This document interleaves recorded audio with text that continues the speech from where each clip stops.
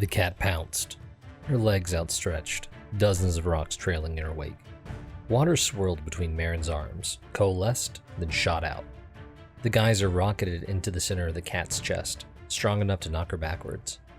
The rocks, on the other hand, continued toward Maren. With a strangled grunt, Jada threw her arms to the side. The rocks slowed, wobbled, then dropped harmlessly several feet away. The cat slammed into a collapsed building, then tumbled the same time Jada did. "Bishop," Maren said, catching her. The bishop cringed at Maren's touch, groaning as blood pooled over Maren's fingers. Her dark skin was brittle, almost as if it would slough off if Maren moved her hand too fast. Her whole body was a mass of cuts and scrapes, covered with blood mingled with sweat. "If you don't stop, any hit could kill you." "Can't stop," Jada breathed. "She's hurting. Need to connect." The cat staggered to her feet, shook herself, then leveled a piercing glare at Maren. "Then I'll do it," Maren said, gently lowering Jada so that she was lying down.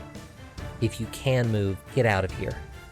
Mouth parched, Maren sent another stream at the cat, nailing it in the eye. She yowled, flinching away from the assailing water. Maren dashed away from Jada, sending another jet at the same eye. The cat turned away to avoid the strike in the eye, but instead, the water shot into her ear.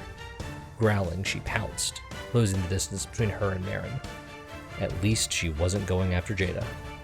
The cat landed mere steps away from Maren and swiped a massive claw. Maren leaped back, the air swishing in front of her. She gathered more water before her, ready for an opening. It came when the cat roared. Maren pressed forward, shooting a torrent of water directly down its throat. It reeled back, hacking, and Maren turned around and darted between two collapsed buildings. It took several seconds for her to get to the next street, where she turned right, fleeing into the opposite direction from the civilians in the forest. The street behind her depressed, and a powerful force knocked Maren to the ground. The cat had slammed into the street, looking about until it locked eyes with her. Scrambling, Maren got to her feet, sent another stream at the cat, then stumbled toward another alley. Before she reached it, however, a great shadow loomed overhead. Maren ducked, nearly tumbling over as the cat soared over where she'd been. She hit the ground, cracking the street, then faced Maren. Seemed like she still had plenty of fight left in her. Panting, struggling to stand due to a sudden dizziness, Maren drew water from her ever-drying skin, letting it swirl about her like transparent tentacles.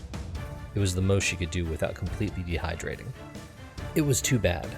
She really didn't want to die, but if she had to, she might as well go down fighting. It wasn't hard to find the cat. They just followed the trail of crumbling buildings and ear-splitting roars. Getting there before it ripped Maren in half, that was the real issue. The bird dove, Mav's stomach going in the opposite direction. The cat from far below swiped at Maren, who whipped it with her tendrils of water in the face. But her movements were erratic, sloppy. Who knew how much longer she could maintain her aim, hitting the cat where it was vulnerable? Just a little longer. The bird leveled, flapping down before striking the ground. Wind shoved both Maren and the cat away from each other. Mav hopped off the bird's back, then ran to his dehydrated guildmate. "You all right?" Mav asked. "Never better," Maren slurred. Maren's eyes were sunken, her lips cracking, and her skin dry as a kindled log. Mav helped her to her feet as the bird and the monkey titan stood before the cat. The monkey was reaching for the cat, but she snapped at the monkey's hand. The cat growled, hunching low. "That's not good," Mav said. "She's in too much pain to be reasoned with right now," Maren said. "But her friends are here. They're all right." "That was just the last straw. Her dams burst. She's releasing all her anger." The bird screeched, flapping toward the cat as she prowled forward, eyes frenzied. The monkey retook its spot on the bird's back. "Then it's simple," Mav said. "We need to calm her down." Maren chewed that over, narrowing her eyes. "She's moving much slower than before." The cat roared, then swiped at the bird. With a shrill cry, the bird soared out of reach. "Exhaust her," Maren said. "Until she can hardly move. And let me rest for a minute." "Got it," Mav said.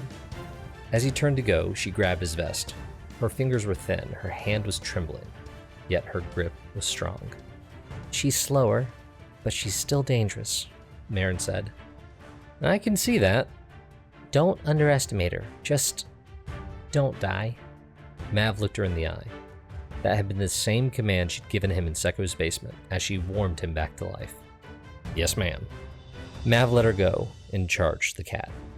The cat titan gripped a chunk of stone with his tail. It was mid-swing, aiming for the flying bird titan as Mav reached it. Flash fire rock explosion!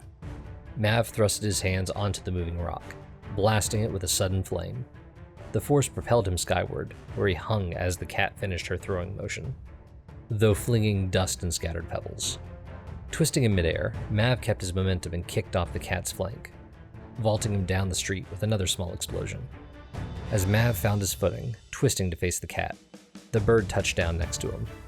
Its side eye portrayed his fury.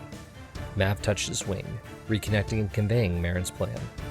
All they had to do was wear the cat down with small, non-lethal attacks for a short time.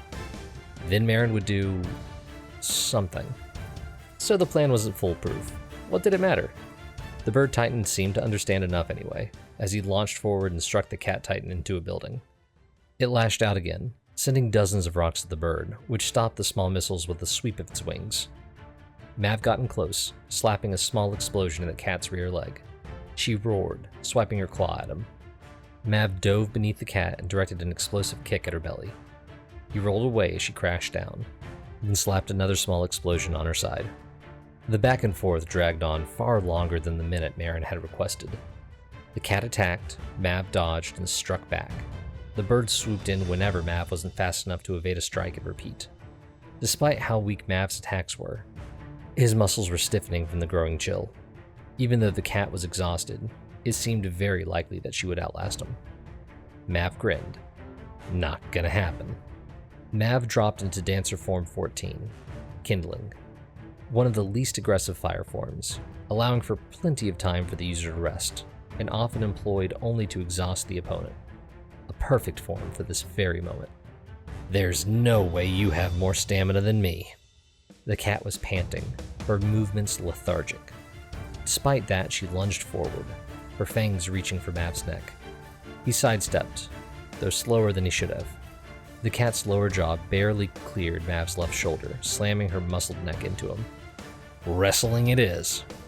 Mav grappled the cat, reaching for the fur behind his frills. The cat tugged, trying to get away, but both Mav's grip and footing remained. It was time to move. Maren!